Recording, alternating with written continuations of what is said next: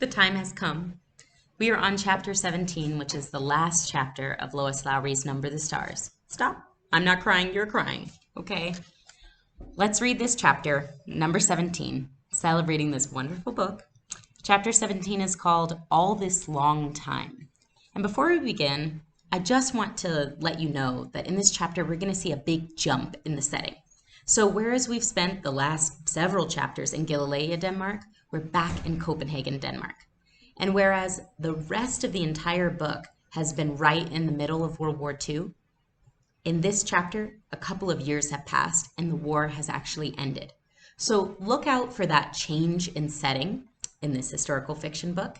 And I want you to notice what has happened across that time for our main characters, particularly the young people in this story.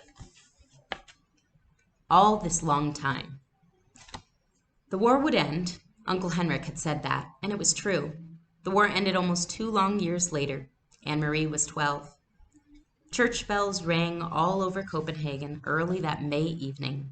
The Danish flag was raised everywhere. People stood in the streets and wept as they sang the national anthem of Denmark. Anne-Marie stood on the balcony of the apartment with her parents and sister and watched. Up and down the street and across on the other side, she could see flags and banners in almost every window. She knew that many of those apartments were empty. For nearly 2 years now, neighbors had tended to plants and dusted the furniture and polished the candlesticks for the Jews who had fled. Her mother had done so for the Rosens. It's what friends do, Mama had said. Now neighbors had entered each unoccupied waiting apartment, opening a window and hung a symbol of freedom there. This evening, Miss Johansson's face was wet with tears. Kirsty, waving a small flag, sang. Her blue eyes were bright. Even Kirsty was growing up. No longer was she a light-hearted chatterbox of a child. Now she was taller, more serious, very thin. She looked like the pictures of Lisa at 7 in the old album. Peter Nielsen was dead. It was a painful fact to recall on this day when there was so much joy in Denmark, but Anne-Marie forced herself to think of her red-headed almost brother and how devastating the day was when they received the news that Peter had been captured and executed by the Germans in the public square at Rivingen in Copenhagen. He had written a letter to them from prison the night before he was shot. It had said simply that he loved them, that he was not afraid, and that he was proud to have done what he could for his country and for the sake of all free people. He had asked in the letter to be buried beside Lisa. But even that was not to be for Peter. The Nazis refused to return the bodies of the young men they shot. They simply buried them there where they were killed, and marked the graves only with numbers. I'm going to pause there. So we've noticed that in these 2 years, Anne-Marie and even Kirsty has shown signs of growing up, of maturing. In some ways, this war took away part of their childhood. Kirsty's only 7, and she's already seeming a bit serious. But for Peter, the consequences were dire. Peter is no longer alive. He was killed by the Nazis after being imprisoned for his role with the resistance. As we keep going, I want you to keep noticing how things are changing for the characters. But as we continue the chapter, we remember that this is an ending, and we know endings always connect to beginnings.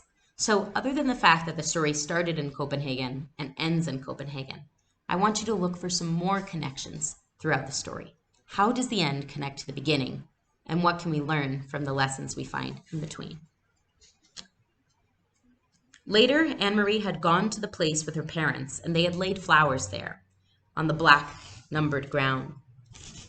That night, Anne-Marie's parents told her the truth about Lisa's death at the beginning of the war. She was part of the resistance too, Papa had explained. Part of the group that fought for our country in whatever way they could. We didn't know, Mama added. She didn't tell us. Peter told us after she died. Oh, Papa, Anne-Marie cried. Mama, they didn't shoot Lisa, did they? The way they did Peter in the public square with people watching. She wanted to know. She wanted to know it all, but she wasn't certain that she could bear the knowledge. But Papa shook his head. She was with Peter and others in a cellar where they held secret meetings to make plans. Somehow the Nazis found out, and they raided the place that evening. They all ran in different ways trying to escape. Some of them were shot, Mama told her sadly. Peter was shot in the arm. Do you remember that Peter's arm was bandaged in a sling at Lisa's funeral? He wore a coat over it so that no one would notice, and a hat to hide his red hair. The Nazis were looking for him. Anne-Marie didn't remember. She hadn't noticed. The whole day had been a blur of grief. But what about Lisa? She asked. If she wasn't shot, what happened? I'll wait for that to pass overhead. From the military car, they saw her running and simply ran her down. So it was true what you said, that she was hit by a car. It was true, Papa told her. They were all so young, Mama said, shaking her head. She blinked, closed her eyes for a moment, and took a long, deep breath. So very young, with so much hope. Now, remembering Lisa, Anne-Marie looked from the balcony down into the street. She saw that below, amid the music, singing, and the sound of church bells, people were dancing. It brought back another memory. The memory of Lisa so long ago, wearing the yellow dress, dancing with Peter on the night that they announced their engagement. She turned and went to her bedroom, where the blue trunk still stood in the corner as it had all these years. Opening it, Anne-Marie saw that the yellow dress had begun to fade. It was discolored at the edges where it had lain so long in folds. Carefully, she spread open the skirt of the dress and found a place where Ellen's necklace lay hidden in the pocket. The little Star of David still gleamed.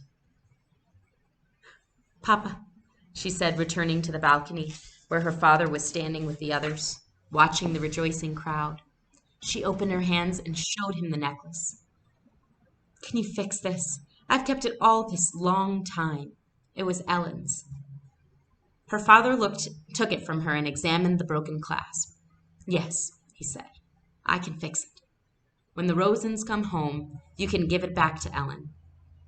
Until then, Anne-Marie told him, I will wear it myself.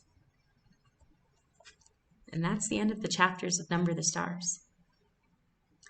I want you to see that we learned a new reality about Lisa's death. She was hit by a car, but it wasn't an accident. We learned that her and Peter have even more in common. They were both killed by the Nazis. They were both part of the resistance. And though they were hopeful and so looking forward to their future at the time of their engagement, the war has taken away the future for them. That said, both of them died knowing that they stood up for something bigger than themselves, and that was clearly something that was important to them. We might even ask ourselves if that's part of the lesson that Lois Lowry wants to teach us with this book. We know that at the end of stories, we try to solve all the problems and wrap everything up, but this is also historical fiction. And in a war, not everything can end in a pretty way. Not everything can be tied up with a bow. So Lois Lowry gives us a balance of that. Some of the characters have perished, and they will never get to live again. That is a reality, a cold, hard, ugly reality of war. But at the same time, the way that some of these characters have changed is hopeful and inspiring.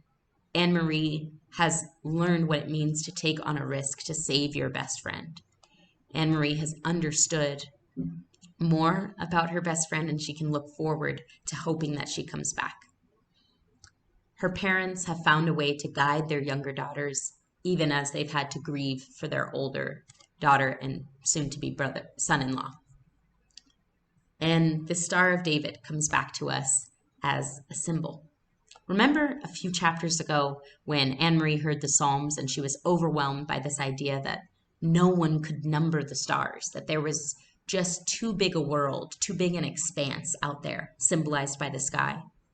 Well, as Anne-Marie's grown and learned more, She's understood a bit more about the world, and she's feeling a little bit less lost inside it.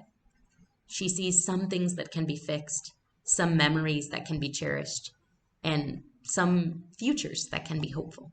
So that's how she's ending the book, and I'd love to hear your thoughts about how you're ending the book and what lessons you've learned. Hit me up in the comments below.